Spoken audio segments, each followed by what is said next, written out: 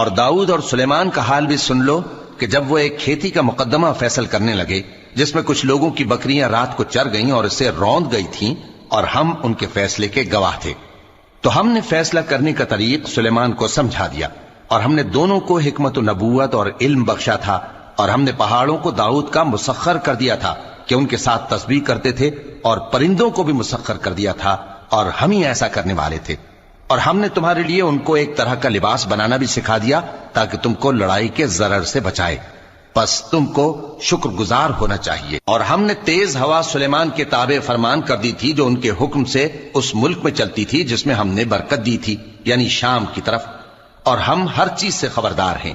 اور بڑے بڑے جنات کو بھی ان کے تابع کر دیا تھا کہ ان میں سے بعض ان کے لیے غوطہ خوری کرتے تھے اور اس کے علاوہ اور کام بھی کرتے تھے،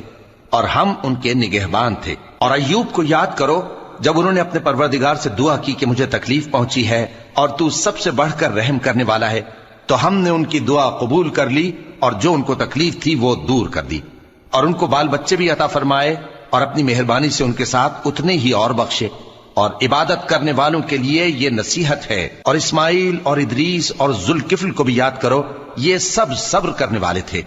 اور ہم نے ان کو اپنی رحمت میں داخل کیا، بلا شبہ وہ نیکوکار تھے۔ اور مچھلی والے پیغمبر یعنی یونس کو یاد کرو جب وہ اپنی قوم سے ناراض ہو کر غصے کی حالت میں چل دیے اور خیال کیا کہ ہم ان پر گرفت نہیں کریں گے، مگر پھر اندھیروں میں اللہ کو پکارنے لگے کہ تیرے سوا کوئی معبود نہیں، تو پاک ہے اور بے شک میں قصوروار ہوں، تو ہم نے ان کی دعا قبول کر لی اور ان کو غم سے نجات بخشی۔ اور ایمان والوں کو ہم اسی طرح نجات دیا کرتے ہیں۔ اور زکریا کو یاد کرو جب انہوں نے اپنے پروردگار کو پکارا کہ پروردگار مجھے اکیلا نہ چھوڑ اور تو سب سے بہتر وارث ہے، تو ہم نے ان کی پکار سن لی اور ان کو یحییٰ بخشے اور ان کی بیوی کو اولاد کے قابل بنا دیا۔ یہ لوگ لپک لپک کر نیکیاں کرتے اور ہمیں امید اور خوف سے پکارتے اور ہمارے آگے عاجزی کیا کرتے تھے۔ اور ان خاتون یعنی مریم کو بھی یاد کرو جنہوں نے اپنی عفت کو محفوظ رکھا، تو ہم نے ان میں اپنی روح پھونک دی اور ان کو اور ان کے بیٹے کو اہل عالم کے لیے نشانی بنا دیا۔